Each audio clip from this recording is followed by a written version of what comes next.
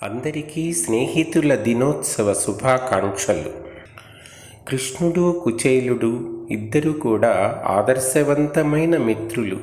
తన బాల్యమిత్రుడైన కుచేలుడు ద్వారకా నగరానికి రాగానే కృష్ణుడు అతనికి చేసిన సేవలను చూసి అంతఃపుర కాంతలు తమలో తాము ఇలా అనుకుంటున్నారు: తన మృదు తల్పమందు వనితామణి నరమాలలామ పొందును ఎడగాతలంపగ ఎదు ప్రవరుండు ఎదురేగి మోదమున్ తనుకగ కౌగిలించి ఉచిత క్రియలన్ పరితుష్టు చేయుచున్ వినయమునన్ భజించి ధరణీసురుడెంతటి